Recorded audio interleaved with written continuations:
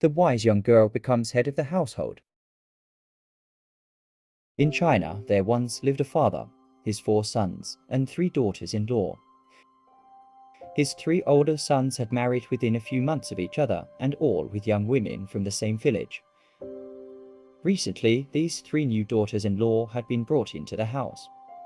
Their new father-in-law's wife had died a few years before, and having no mother-in-law with them in their new home, and being lonesome and homesick for their former families, they constantly asked the old man for permission to visit their former village. For you see, those were the days when young women, after they married and moved into the homes of their new husbands, needed permission to leave the household. Annoyed by the continual pleas of his 3 new daughters-in-law, the old father thought of a way to put an end to it. He gave the young women permission in this way, saying, "You are always begging me to allow you to go and visit your mothers, and you think I am very hard-hearted for not letting you go. Now you may go, but only upon this condition. When you come back, you must each bring me something that I want. One of you must bring me some fire and paper, the other must bring me some wind and paper, and the third, music. Bring me some music and wind. Unless you promise to bring me this, you are never to ask me to let you go home. And if you go and fail to get these for me, you are never to come back." The old man did not suppose that these conditions would be accepted. Of course, they were hard to understand, much less to fulfill. But the girls were young and thoughtless, and in their anxiety to get away did not consider any of that. So they promised and made ready with speed. In great glee, they started off on foot to visit their mothers. After they had walked a long distance, chatting about what they should do and whom they should see in their native village, a heel of one of their shoes came loose and fell off. They all stopped to fix her footgear, and in that pause, they remembered what they had promised their father-in-law. At once, they all began to despair, as they had no idea what the strange requests really were, much less how to fulfill them. While they sat wailing by the roadside, a wise young girl came riding along on a water buffalo. She stopped and asked them what was the matter, and if she could help. They told her she could do them no good. No one could, but she persisted in offering her sympathy and inviting their confidence, till at last they told her their story. The wise young girl on the water buffalo said that if they would go home with her, she would show them a way out of their trouble. Their case seemed so hopeless, and the girl on the water buffalo seemed so sure of her own power to help, that they followed the rider of the water buffalo back to her home. And there, she showed them how to comply with their father-in-law's demands. For the first one, she showed them a paper lantern. When lighted, there's a fire and its paper surface encompasses the blaze. So it's truly some fire wrapped in paper. For the second, she showed them a paper fan. When flapped, wind surrounds the fan and thus satisfies the call for wind wrapped in paper.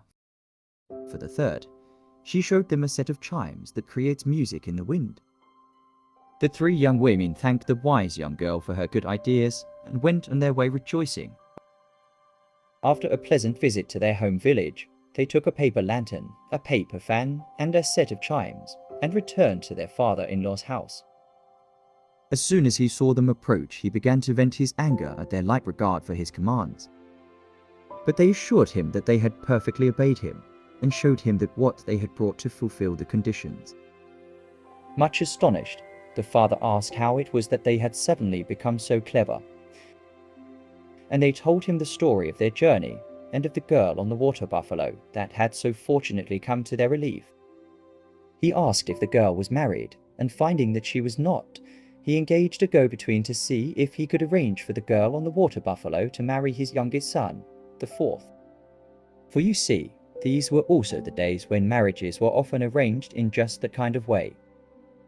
Having succeeded in arranging a marriage between his 4th son and the girl on the water buffalo, she arrived at the house. The father told the rest of the family that as there was no mother in the house, and as this girl had shown herself to be possessed of extraordinary wisdom, that she should be the head of the household. Some happy and prosperous years passed. The young wives bore many children, and all fared very well in the household together. Great listening.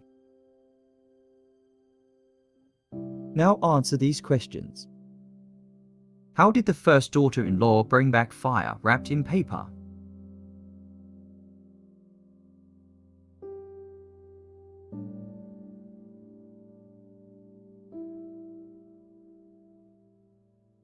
For the first one, she showed them a paper lantern. When lighted, there's a fire and its paper surface encompasses the blaze, so it's truly some fire wrapped in paper.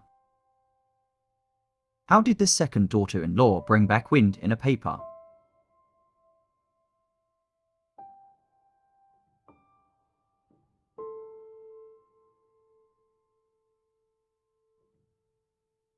For the second, she showed them a paper fan. When flapped, wind surrounds the fan and thus satisfies the call for wind wrapped in paper. How can the third daughter-in-law bring back music in wind?